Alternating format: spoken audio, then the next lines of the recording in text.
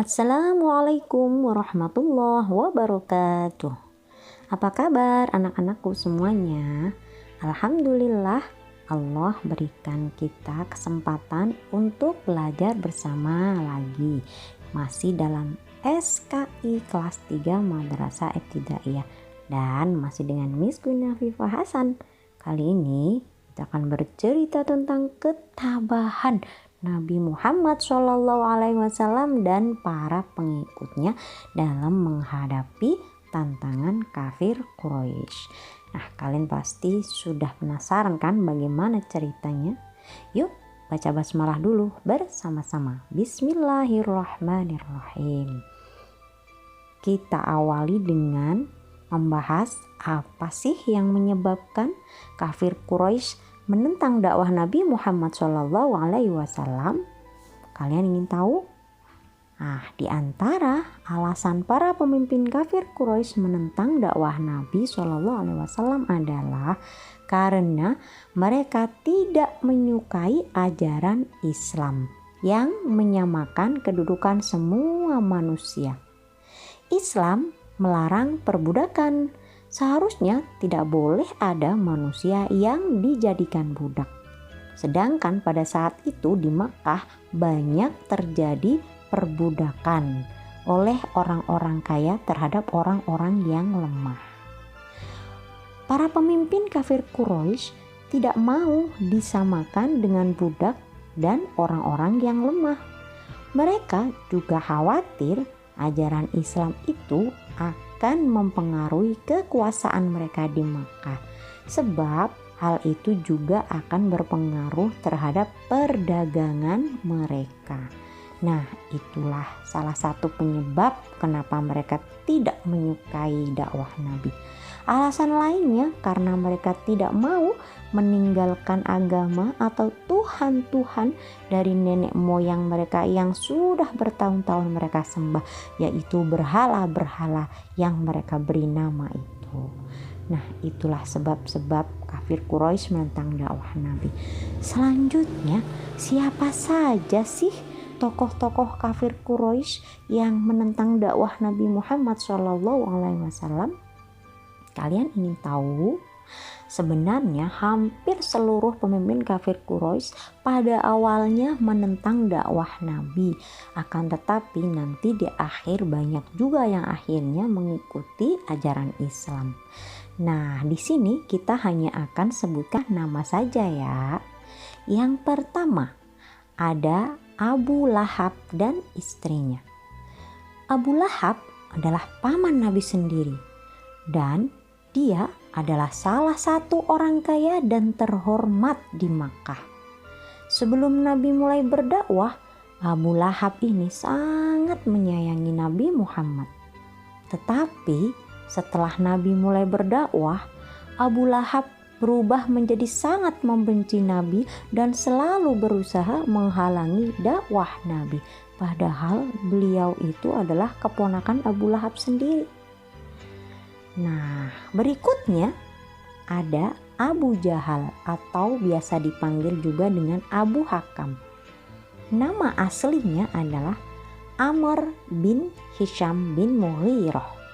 Siapa dia ini? Dia adalah orang kaya juga di Makkah. Dia adalah orang yang sering memimpin rapat dan musyawarah para tokoh kafir Quraisy.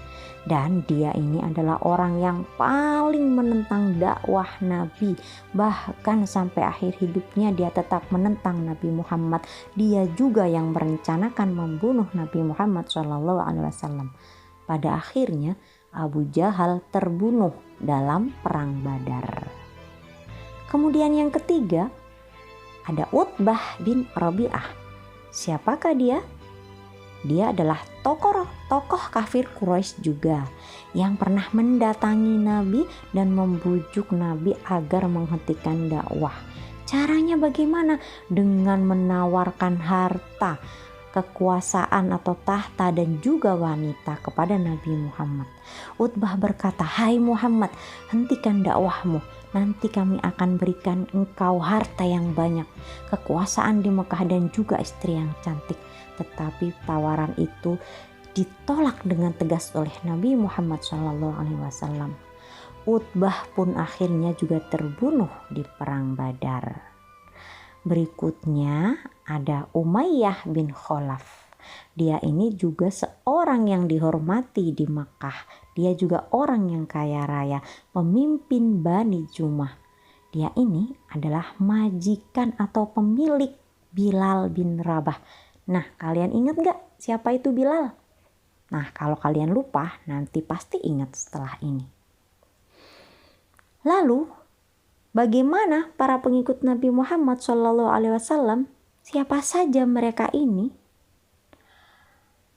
Para pengikut Nabi Muhammad SAW kebanyakan adalah penduduk Mekah yang berasal dari kalangan orang-orang lemah seperti budak, contohnya Bilal, Khabab, Ammar, dan lain-lain. Kenapa? Karena mereka menganggap ajaran Islam itu sangat bagus, tidak membeda-bedakan manusia. Karena itu mereka sangat mencintai ajaran Islam dan mereka merasa bahwa inilah ajaran yang benar, yaitu menghargai semua manusia. Akan tetapi karena mereka ini tidak punya kekuasaan, tidak punya kekayaan, maka mereka inilah yang banyak menerima siksaan dan kekejaman para pemimpin kafir Quraisy. Sedangkan pengikut Nabi yang lain yang berasal dari para bangsawan atau orang-orang yang terhormat itu tidak begitu banyak. Memang ada di antaranya seperti Khadijah istri Nabi, Abu Bakar, Utsman bin Affan, Abdurrahman bin Auf, Zubair bin Awam, ada juga Ali bin Abi Thalib dan lain sebagainya. Tetapi mereka ini tidak banyak dan karena mereka memiliki kekuasaan dan juga kekayaan, maka mereka tidak mengalami siksaan dan kekejaman seperti yang dialami oleh para budak dan orang-orang lemah itu. Nah, itulah ya tantangan yang dihadapi oleh para pengikut Nabi. Berikut ini kita akan sedikit menceritakan beberapa orang di antaranya siapa saja yang menghadapi siksaan dan kekejaman kafir Quraisy. Para pengikut Nabi Muhammad SAW banyak menghadapi cobaan dan kekejaman di masa awal Islam, terutama yang berasal dari kalangan budak dan orang-orang yang lemah. Beberapa di antaranya akan kita bahas yaitu sebagai berikut. 1, ada Bilal bin Rabah. Bilal adalah seorang budak berkulit hitam. Dia berasal dari negeri Habsyah atau sekarang namanya Ethiopia. Bilal disiksa oleh majikannya yaitu Umayyah bin Khalaf setelah ketahuan mengikuti ajaran Nabi Muhammad SAW. Siksaan yang diterima Bilal cukup pedih dan cukup parah. Akan tetapi alhamdulillah Bilal akhirnya terbebas dari siksaan Umayyah setelah dibeli oleh Abu Bakar As-Siddiq yaitu sahabat Nabi. Dan kemudian Bilal dibebaskan oleh Abu Bakar. Akhirnya Bilal menjadi manusia merdeka. Dan dalam sejarah Islam Bilal ini adalah muadzin pertama dan Bilal terus menjadi muadzin selama hidup Nabi Muhammad SAW. Nah, sekarang kalian sudah ingat kan sama Bilal? Oke, berikutnya ada nama yang kedua yaitu Ammar bin Yasir. Ammar ini juga seorang budak. Ayahnya bernama Yasir, ibunya bernama Sumayyah. Mereka bertiga ini, ayah, ibu, dan anak, semuanya adalah budak milik Abu Jahal. Kalian ingat kan siapa Abu Jahal? Ya, Yasir dan Sumayyah meninggal di tangan Abu Jahal setelah disiksa. Mereka dipaksa untuk meninggalkan Islam, tapi mereka demi mempertahankan iman, akhirnya mereka meninggal syahid di jalan Allah. Lalu bagaimana dengan anaknya yaitu Ammar? Ammar berpikir bagaimana cara dia menyelamatkan diri supaya tidak sampai menjadi korban Abu Jahal. Ammar kemudian berpura-pura mengatakan kafir di mulutnya, tetapi di dalam hatinya dia tetap beriman kepada Allah dan Rasul-Nya. itu Ammar lakukan semata-mata demi menyelamatkan nyawanya agar tetap bisa terus mengikuti agama Nabi Muhammad SAW. Kalian tahu cerita tentang Ammar ini disebutkan loh di dalam Al-Quran, yaitu dalam surah An-Nahl ayat 106.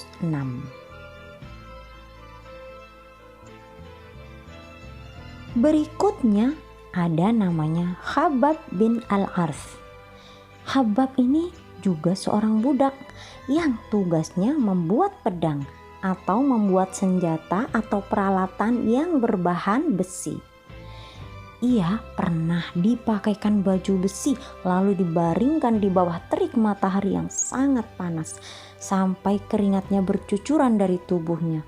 Begitu lama ia disiksa di bawah terik matahari hingga daging di punggung mengelupas karena panasnya.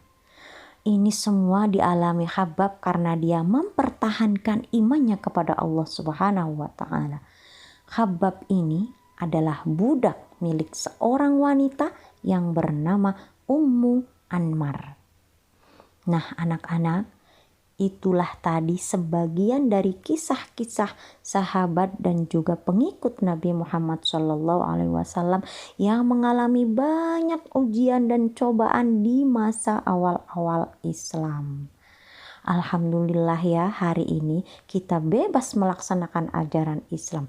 Kita bisa sholat di mana saja, kita bisa membaca Al-Quran kapanpun tanpa ada yang menghalangi atau bahkan mengancam dan menyiksa kita.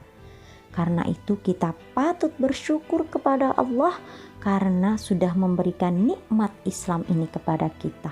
Dan kita juga harus berterima kasih kepada Nabi Muhammad dan para sahabat dan pengikutnya karena mereka tidak menyerah berdakwah Islam pada saat itu. Baiklah anak-anak, semoga kita semua dapat mengambil pelajaran dari kisah para sahabat dan juga pengikut. Amin amin ya robbal alamin. Semoga video ini bermanfaat untuk kalian semua. Terima kasih. Sampai berjumpa lagi pada pembelajaran yang lain insya Allah. Ihdinas siratal mustaqim. Wassalamualaikum warahmatullahi wabarakatuh.